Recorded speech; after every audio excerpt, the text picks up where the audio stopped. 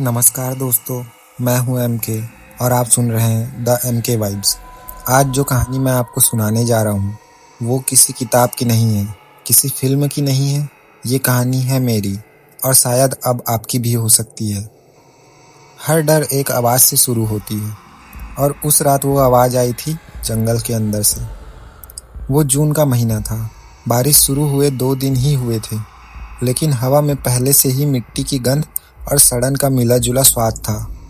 मैं अकेला था, कैमरा और बैग लेकर जंगल की तरफ बढ़ रहा था। शूट का बहाना था, पर सच कहूँ मैं बस अकेलापन खोज रहा था। लोग कहते हैं कि उस जंगल में कोई नहीं जाता।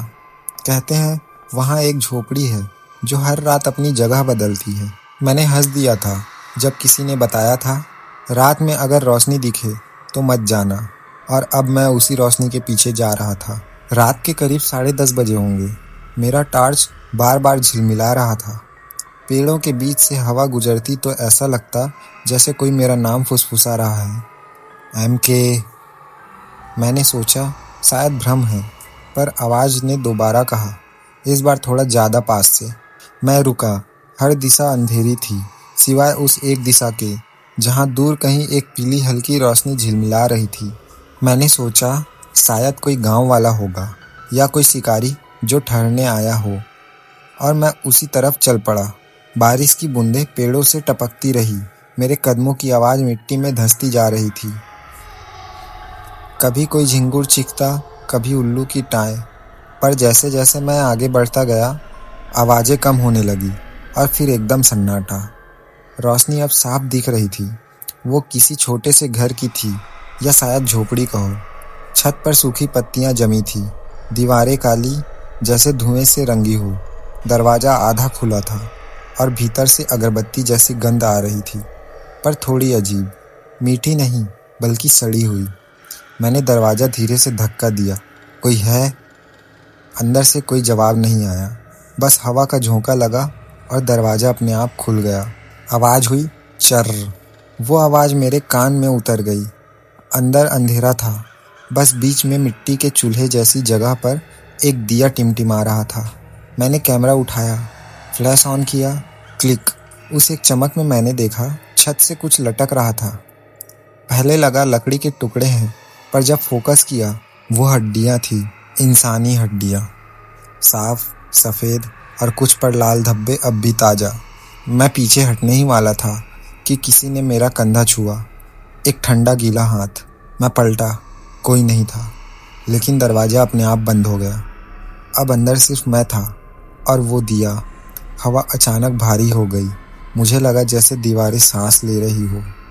हर सांस में एक आवाज़ थी, धीरे धीरे, फुसफुसाहट जैसी, अब तू यहीं रहेगा। मैंने कैमरा उठाया और दरवाजे की ओर भागा। दरवाज़ा बंद था बाहर से। मैंने जोर लगाया, पर कुछ नहीं हुआ। फिर अचानक चूल्हे की लौ तेज हो गई। उसकी रोशनी दीवार तक पहुंची और वहां लिखा था, जो भीतर आया वो कभी बाहर नहीं गया। मैंने सिर घुमाया। छत पर कुछ हिल रहा था। काले बालों का झुंड धीरे धीरे नीचे उतर रहा था। पहले लगा कोई जानवर है, लेकिन फिर मैंने आंखें देखी, लाल, गीली और सीधी मेरी ओर। मैं पीछे हटते हटते दीवार से लग गया। बाल अब जमीन को छूने लगे थे और उनमें से एक चेहरा झांक रहा था, काला, सूखा, बिना होठों वाला चेहरा। वो औरत थी या जो भी थी। उसने सिर झुकाया और वही आवाज़ दोहराई, अब तू यहीं रहेगा। मैंने आंखें बंद की। पूरा शरीर कांप रहा था और तभी बिजली कड़की और झोपड़ी की लौ बुझ गई। पूरा अंधेरा, सिर्फ एक आवाज़ गूंज रही थी, कदमों की, जो मेरी नहीं थी। बिजली की कड़क अभी भी कानों में गूंज रही थी। मैं अंधेरे में ठहरा नहीं रह सका। कदम लड़खड़ाते हुए बाहर की ओर भागा, पर जहाँ दरवाज़ा था वहाँ बस दीवार थी, कच्ची मिट्टी की, नमी से भीगी, और उस पर उंगलियों के निशान थे। मैंने दीवार पर हाथ रखा। वो ठंडी थी, पर धड़क रही थी, जैसे किसी का सीना हो। एक बार फिर वही फुसफुसाहट आई, बिल्कुल कान के पास। भागेगा कहाँ? मैं पीछे हटा और हवा के साथ धुएं सा साया कमरे के बीच फैल गया। उस दिए की लौ दोबारा जली, पर अब हरी थी और उस रोशनी में दीवारों पर जो परछाइयाँ थी वो हिल नहीं रही थी बल्कि रेंग रही थी। मैंने जोर से दीवार पर मुक्का मारा, मिट्टी टूटी और पीछे से ठंडी हवा की लहर आई। मैंने तख्ता खींचा, वो किसी तहखाने का रास्ता था, बाहर निकलने का और कोई रास्ता नहीं था। मैं नीचे उतर गया। लकड़ी की सीढ़ियाँ गीली थी, हर कदम के साथ चरमराहट। नीचे पहुंचा तो चारों ओर अंधेरा और सन्नाटा, बस बीच में मिट्टी का गोल घेरा और उसमें राख भरी हुई थी। उस राख में कुछ चमक रहा था, एक टूटी हुई चूड़ी और जल चुका फोटो। मैंने फोटो उठाया और कमरे में टॉर्च ऑन की। फोटो में वही औरत थी जो झोपड़ी में थी, पर उसके पीछे कोई और भी था, एक आदमी। उसकी गर्दन पर कैमरा लटका हुआ। मेरा गला सूख गया। फोटो के कोने पर किसी ने उंगलियों से लिखा था, वो लौटा था, तू भी लौटेगा। मैं पीछे हटने लगा, तभी ऊपर से कदमों की आवाज़ आई, धीरे धीरे नीचे उतरते हुए। हर कदम के साथ लकड़ी की सीढ़ियाँ कांप रही थी। मैंने कैमरा ऊपर उठाया, पर वहाँ कोई नहीं था, बस हवा, और उस हवा में राख उड़ने लगी। राख मेरे चेहरे से चिपकने लगी और तभी मुझे महसूस हुआ कि वो राख नहीं, राख में किसी की हड्डियाँ मिली हुई है। मैं भागने लगा, लेकिन तहखाना खुद झुकने लगा। दीवारें भीतर की ओर आ रही थी, जैसे पूरा कमरा मुझे निगलना चाहता हो। मैं किसी तरह ऊपर पहुंचा, पर झोपड़ी वैसी नहीं थी। अब वहाँ 4 दिए जले थे और हर दिए के सामने किसी की परछाई खड़ी थी, सबकी पीठ मेरी ओर। मैंने डरते हुए कहा, कौन है? कोई नहीं बोला, पर सभी के सिर एक साथ धीरे धीरे मेरी ओर मुड़े। उनके चेहरे नहीं थे, बस गड्ढे, जैसे मुंह जला दिया हो। और सभी के हाथों में वही कैमरा था जो मेरे पास था। एक ने कदम बढ़ाया, उसके पैरों के नीचे मिट्टी नहीं थी, बस राख। उसकी आवाज़ गूंजी, हम सब ने तेरी तस्वीर ली थी, तू भी ले ले। मैंने कैमरा उठाया, हाथ कांप रहा था, बटन दबाया, क्लिक, और उसी पल सब कुछ उजाला हो गया। सामने कोई नहीं था, बस कैमरे की स्क्रीन पर एक फ़ोटो उभर रही थी, मेरी उस औरत के साथ। पीछे वही दीवार, वही दिए। मेरा सिर घूमने लगा। मुझे याद नहीं मैं कब बाहर आया, सिर्फ इतना याद है कि मैं भाग रहा था, पेड़ों के बीच, बारिश में भीगता हुआ। हर कदम पर मिट्टी छींटे मार रही थी और पीछे से वही फुसफुसाहट पीछा कर रही थी, अब रास्ता नहीं मिलेगा। कुछ दूरी पर मुझे रोशनी दिखी, सड़क की या शायद किसी गाड़ी की। मैं दौड़ा, पर जैसे ही उस जगह पहुंचा, वो सड़क नहीं थी, वही झोपड़ी फिर से मेरे सामने थी। इस बार दरवाज़ा खुला नहीं, पूरा टूट चुका था। अंदर से दिए की लौ बुझ चुकी थी, पर किसी ने नया दीपक जलाया हुआ था। उसके पास एक नोट पड़ा था, जिस पर लिखा था, भागना पाप है। मैंने चारों तरफ देखा, जंगल, पेड़ों की जड़ें सांपों सी फड़फड़ा रही थी और बीच में हवा से बनी आकृति खड़ी थी। वही औरत, वही बाल, पर अब उसके हाथों में कुछ था, मेरा कैमरा। वो बोली नहीं, बस कैमरे को मेरी ओर बढ़ा दिया। मैंने कांपते हुए हाथ बढ़ाया और जैसे ही कैमरा पकड़ा, मुझे लगा जैसे किसी ने मेरा दिल भी पकड़ लिया हो। सांस नहीं आ रही थी, आसमान में बिजली कड़की और एक पल के लिए मैं सब देख सका। वो औरत, वो दिए, वो सारे लोग जिनके चेहरे नहीं थे, और सबसे पीछे मेरा ही चेहरा, काला पड़ा, राख में ढका, दीवार पर टंगा हुआ। फिर सब कुछ काला पड़ गया। जब होश आया, मैं गीली मिट्टी पर पड़ा था। सुबह की हल्की रोशनी पेड़ों के बीच से छन रही थी। बारिश थम चुकी थी, पर चारों तरफ सन्नाटा ऐसा था जैसे जंगल सांस ही न ले रहा हो। मैंने सिर उठाया, पास ही मेरा कैमरा पड़ा था, भीगा हुआ पर चालू। स्क्रीन पर वही फ़ोटो खुली थी जिसमें मैं था उस औरत के साथ, लेकिन अब तस्वीर में मैं अकेला था। वो औरत गायब थी, उसकी जगह बस राख का धुंधला धब्बा था। मैं कांपते हुए उठा, मेरे कपड़े गीले थे, जूते मिट्टी में धंसे हुए। मैंने आसपास देखा, कोई रास्ता नज़र नहीं आ रहा था। हर पेड़, हर दिशा एक जैसी थी। मैं चलने लगा, धीरे धीरे, उम्मीद में कि कहीं गांव या सड़क दिखेगी। घंटों चलने के बाद भी मैं वहीं था, बार बार वही पेड़, वही झाड़ियों की आकृति, जैसे मैं एक घेरे में घूम रहा हूँ। फिर मुझे एक अजीब चीज़ दिखी, एक टूटी हुई लकड़ी की चौखट, जैसे किसी झोपड़ी का दरवाज़ा रहा हो, और उस पर ताज़ा उंगलियों के निशान थे। मिट्टी पर मेरे जूतों के अलावा कोई निशान नहीं था, पर वो उंगलियों के निशान गीले थे, किसी और के। मैं पीछे हटने ही वाला था कि पीछे से आवाज़ आई, तू लौट आया। मैं पलटा। वो औरत वहीं खड़ी थी। अब वो पहले जैसी नहीं थी। उसकी आंखों में लाल नहीं, बस गड्ढे थे, चेहरे पर राख, बाल ज़मीन तक बिखरे हुए।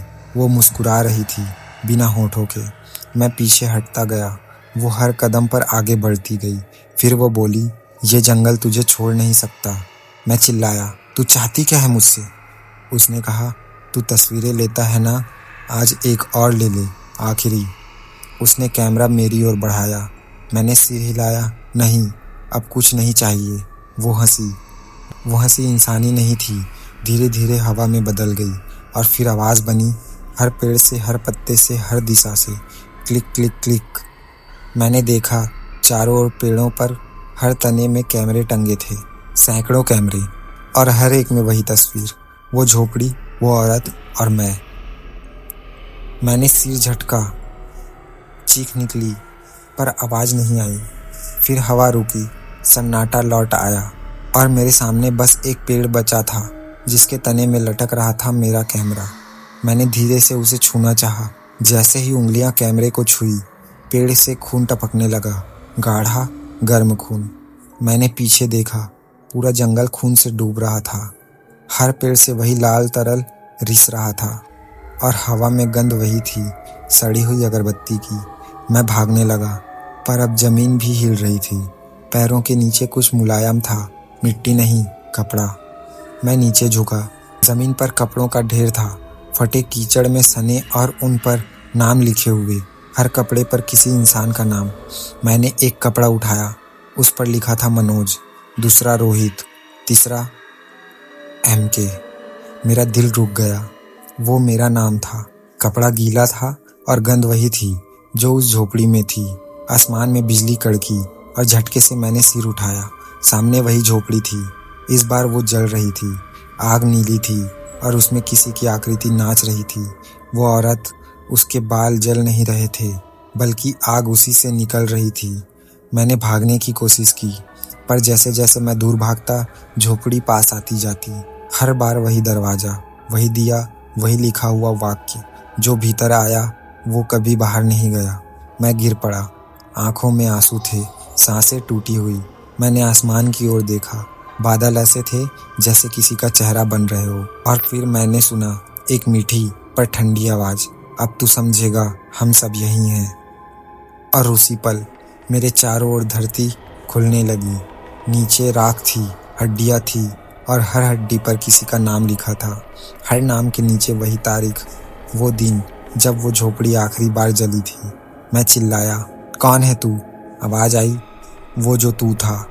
और फिर सब कुछ अंधेरा। जब आँख खुली, मैं फिर उसी झोपड़ी में था। इस बार कोई आग नहीं थी, ना कोई दिया, ना वो औरत, बस सन्नाटा। इतना गहरा कि अपने दिल की धड़कन भी किसी और की लगे। मुझे लगा शायद सपना था, पर मिट्टी पर अब भी वो नाम लिखे थे, रोहित, मनोज, MK। मेरे हाथ कांपने लगे। मैं पीछे हटने लगा कि मेरे पाँव किसी चीज़ से टकराए। नीचे देखा, एक लकड़ी का संदूक पड़ा था। उस पर ताले नहीं थे, बस सूखी राख की परत। मैंने हाथ बढ़ाया, संदूक खोला। अंदर कुछ कपड़े थे, कुछ जली तस्वीरें, और बीच में एक लाल धागे से बंधी किताब। किताब खुली तो उसमें लिखा था, तंत्र साधना, अधूरी आत्माएं। हर पन्ने पर काले अक्षर, जिनमें लिखा था कि कैसे किसी आत्मा को बांधा जा सकता है, और कैसे कोई अगर बिना अनुमति संदूक खोले तो वही आत्मा उसके भीतर बस जाती है। मेरे हाथ कांपने लगे। आखिरी पन्ने पर लिखा था, तू अगर ये पढ़ रहा है तो अब वो तेरे भीतर है। हवा फिर से भारी हो गई। दीवारों पर राख उड़ने लगी, और धीरे धीरे राख की लकीरों ने आकार लिया। एक चेहरा, वही औरत। वो बोली नहीं, बस हौले से मुस्कुराई और दीवार से बाहर निकल आई। उसकी चाल धीमी थी, पर उसके कदमों की आवाज़ नहीं थी। वो मुझसे कुछ इंच दूर रुक गई। उसके होंठ नहीं हिले, पर मेरे कान में आवाज़ आई, अब तू मेरा घर है। मुझे लगा जैसे सीने के भीतर कुछ रेंग रहा है। सांसें भारी हो गई।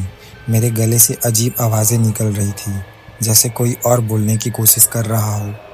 मैं ज़मीन पर गिर पड़ा। हाथ पैर झटके खा रहे थे, आंखों के आगे बस धुआं। मुझे लगा सब खत्म हो गया, पर तभी झोपड़ी के बाहर से किसी की आवाज़ आई, एमके, तू अंदर है? वो मेरे दोस्त अभी की आवाज़ थी। मैंने जैसे तैसे उठकर दरवाज़ा खोला।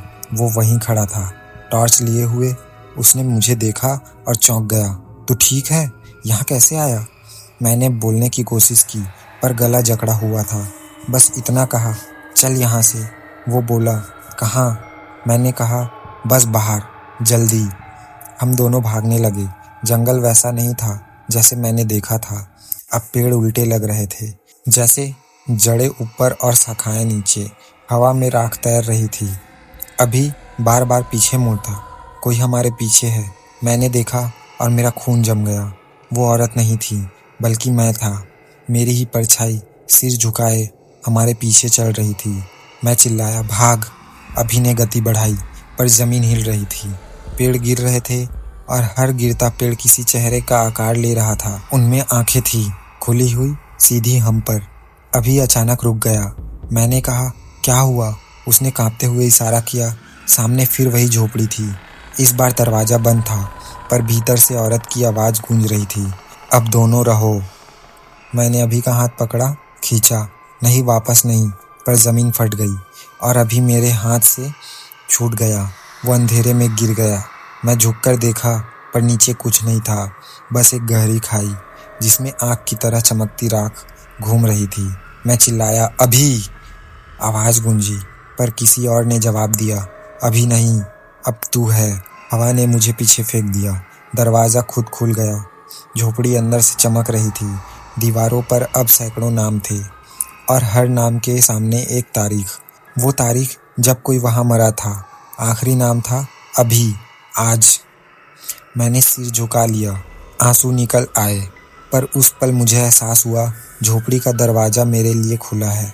मैंने कदम बढ़ाया और सब कुछ फिर अंधेरा हो गया। अब दोबारा होश आया।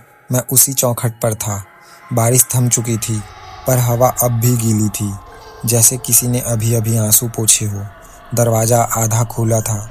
भीतर वही दिया टिमटिमा रहा था, पर अब उसकी लौ हरी नहीं नीली थी, और उस नीली रोशनी में दीवार पर कुछ लिखा था, जो लौटा वही भीतर से जिएगा। मैं धीरे धीरे अंदर गया। राख ठंडी थी, मगर ज़मीन गर्म। कमरे के बीचों बीच अब एक आईना रखा था। मैंने झांक कर देखा। आईने में मैं नहीं था। वहाँ अभी खड़ा था, मुस्कुराता हुआ। मैंने कहा, अभी तू जिंदा है? पर उसकी आवाज़ आई, तू ही तो आया था मुझे लेने। अभी आईना हिलने लगा। उसकी सतह पानी की तरह कांपी। मैंने पीछे हटना चाहा, मगर फर्श ने पांव पकड़ लिए। आईने के भीतर की परछाई बाहर निकली। वही औरत, वही चेहरा, और उसकी आंखों में अब मैं था। उसने मेरा हाथ पकड़ा, ठंडा पर जीवित। उसने कहा, अब झोपड़ी को कोई और चाहिए, तू जा सकता है। मैं गिर पड़ा और अगले ही पल मैं जंगल के बाहर था। सूरज निकल चुका था। सड़क पर गाड़ियों की आवाज़ें आ रही थी। पीछे मुड़कर देखा, कोई झोपड़ी नहीं थी, बस राख का ढेर और टूटा हुआ कैमरा। मैंने कैमरा उठाया। स्क्रीन पर एक नई तस्वीर थी। कोई लड़का जंगल के रास्ते पर चल रहा था, बैग उसके कंधे पर और चेहरा ठीक मेरी तरह। मुझे समझ आ गया, झोपड़ी ने नया रास्ता ढूंढ लिया है।